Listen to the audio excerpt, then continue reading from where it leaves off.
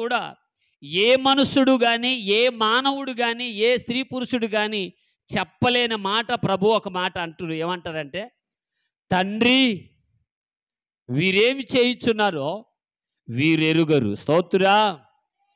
ఇప్పుడు ఆ మాట వాళ్ళతో అన్నాడా, మనతో అన్నాడంటే, వాళ్ళు మన పితరులు కనుక, మనం వాళ్ళ గర్భంలో ఉన్నాం కనుక మనతో కూడా ఆ మాట అంటున్నాడు. ఏమని?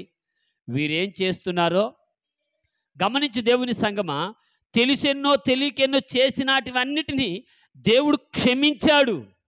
ఆమె నువ్వు కూడా నీ పొరుగు వారిని, నీ స్నేహితులను, నీ రక్త సంబంధికులను, నీ సంఘ బిడ్డలను క్షమించుదువుగాక.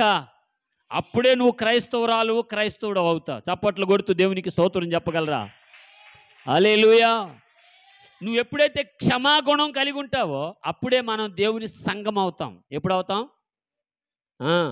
ఆ కక్షత్వము, కోరత్వం మనకు ఉండకూడదు. సంఘం అనబడిన నీకు ఉండకూడదు. ఆమె ఇక్కడ అన్నాడు అద్భుతంగా మాట. ఏమన్నాడు చదువుతారా? 32.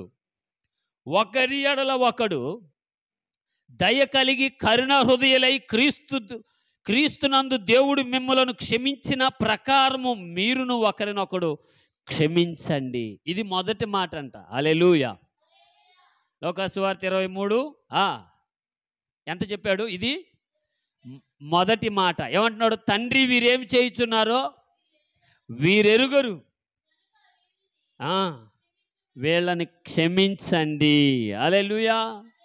మొదటి మాట ఈ మాట పలికి ఇక్కడ ఎపిసి పత్రికలు అంటాడు, తండ్రి మిమ్మలను క్రీస్తునందు ఊరికినే క్షమించలేదు దేవుడు.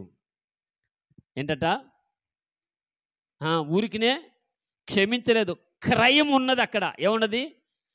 క్రయం.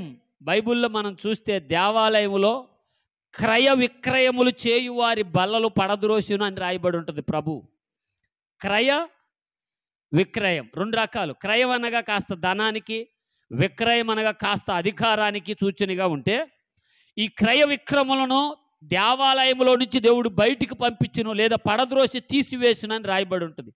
ఈ వాక్యం వింటున్న బిడ్డ, నీ మనసులో క్రయ విక్రములకు స్థానం ఉంటే ప్రభు నివసించటం కష్టం.